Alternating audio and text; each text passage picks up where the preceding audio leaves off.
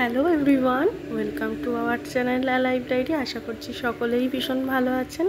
আর আজকে এটা বানিয়েছি আমি কুলের আচার। তো চলুন কীভাবে বানানো যায় সেটা দেখে নেবেন।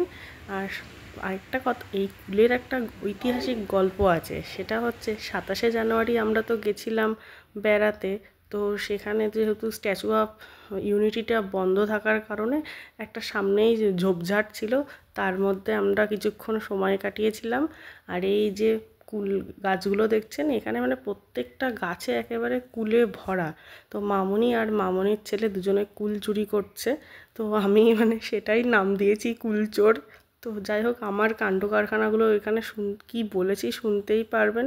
তো আগে কুলের আচার বানানোর আগে কিছুক্ষণ আগে হেসে নিন, তারপরে কুলের আচারের রেসিপিটা দেখবেন। এই তোমরা কুল চুরি করছো, আমি কিন্তু বলে দেবো।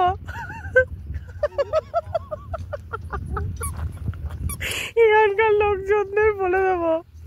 শোনো মা, এই শোনো বাবা, দেখ ওই দেখ সব কুল চুরি করতে নেমেছে। যাই হোক, জনশূন্য এলাকা, আমার কথা শুনে কেউই এলো না, কি আর করা যাবে।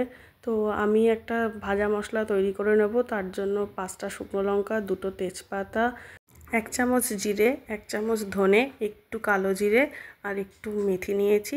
আর এই মশলাটাকে হালকা একটু ড্রাই রোস্ট করে নেব। আর এই মশলাটার জন্যই কিন্তু আচারটার স্বাদ না দুর্দান্ত হবে। তো যাই হোক, এখন একটা কড়াই নিয়ে নিয়েছি, তাতে সামান্য একটু জলও দিয়েছি। আর এই পুরো আচারটার জন্য আমি 800 গ্রাম মতো আখের গুড় নিয়েছি আর 100 গ্রাম চিনি। তো গুড়টাকে কেন জলে দিলাম বলুন তো? কারণ অনেক সময় দেখা যায় আখের গুড়ের মধ্যে না বেশ কিছু নোংরা থেকে থাকে।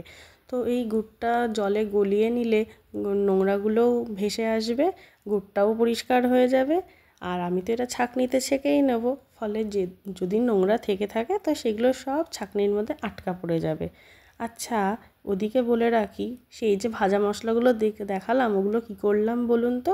ওগুলোকে না হালকা একটু ড্রাই রোস্ট করে নিয়ে ঠান্ডা করে তারপরে মিক্সারে একটু গুঁড়ো করে নিতে হবে।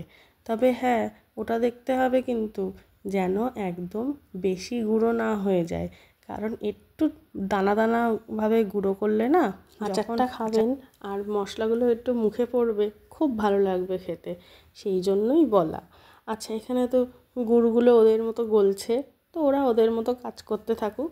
এদিকে আমি আরেকটা কথা বলে রাখি, আপনারা কি চান এই কুলের আচারটা সারা বছর সংরক্ষণ করে রাখতে? তাহলে আরেকটা টিপস অবশ্যই বলবো, দেখতে থাকুন। এই দেখুন, কথা বলতে বলতে প্রথম কথাটাই তো বলা হলো না, সেটা হচ্ছে কুলগুলোকে কিন্তু যখন আপনি বাড়িতে এনে ধোবেন, পরিষ্কার করে ধুয়ে রোদ্দুরে শুকিয়ে আচার করার আগে অবশ্যই কিন্তু কুলের ডান্ডাগুলো ভেঙে নিয়ে আর ওর মধ্যে পোকা আছে কিনা চেক করে নিয়ে তবেই কিন্তু কুলের আচারটা বানাবেন। না হলে ব্যাস সব শুদ্ধ খাওয়া হয়ে যাবে কিন্তু।